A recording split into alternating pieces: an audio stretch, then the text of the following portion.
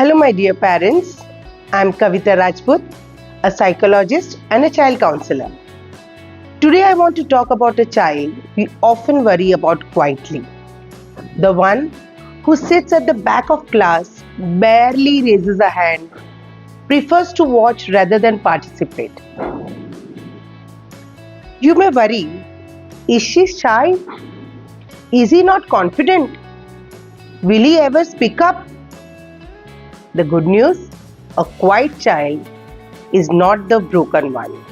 They just need the right space, the right encouragement to find their voice.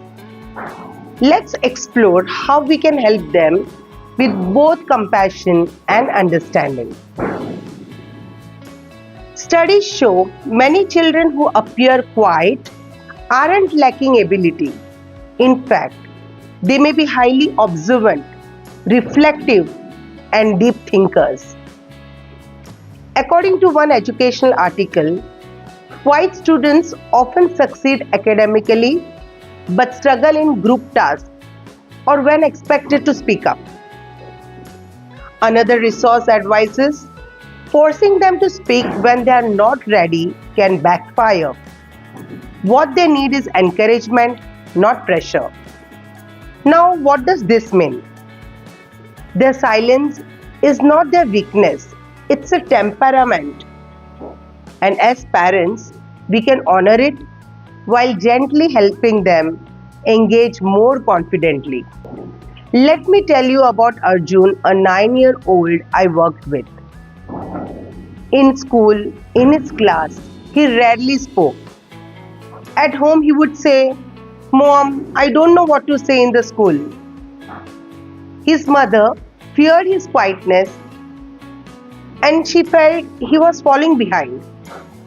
One day I asked him, "Where do you feel safe to speak?" He pointed to their dog, just him and mum. That became their space, talk time without questions. Gradually, Arjun began bringing up ideas. What if we make a podcast about our dog? At school, he offered a suggestion during a group project and the teacher praised him in front of class. He was very happy. That day, his voice found its first audience. So, the lesson? Given patience and a small, safe arena to practice, quiet kids can bloom. Isn't it? Now, parents, what can you do? First and foremost, create a mini practice zones at home. For example, pretend you are the shopkeeper and I'll be the customer. Make it playful, not formal. Honor their style. Not all voices are loud.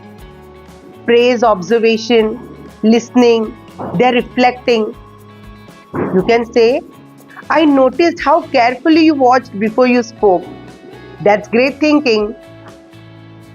Parents always remember, avoid comparisons.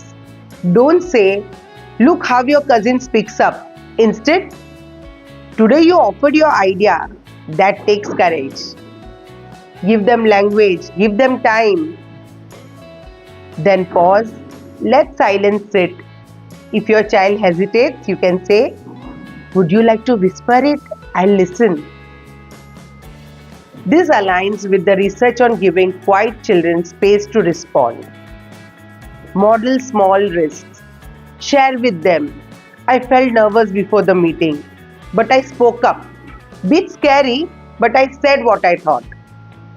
Children see your vulnerability and learn that voice grows out of authenticity. But parents, if you notice your child avoids speaking even in safe spaces for months, repeatedly freezes in group work, expresses fear about being called on, then it's worth exploring with their teacher or a counselor. Sometimes, quietness may hide anxiety or selective mutism. A support plan can help. Parents, your quiet child holds a world of potential within them. They may just speak less, but when they do, their voice will carry depth, wisdom, kindness. Always support them, respect their pace, gently give them a microphone life and a safe stage at home. Because voice isn't about volume, it's about truth. Always be their biggest audience. So, parents, if this video spoke to you, please like, share it with a parent who needs to hear this, and comment below what's one thing your quiet child taught you about listening, thinking, and speaking up. I would love to hear your story. Until then, see you next time. Nurture their voice with love. Thank you, goodbye, and take care.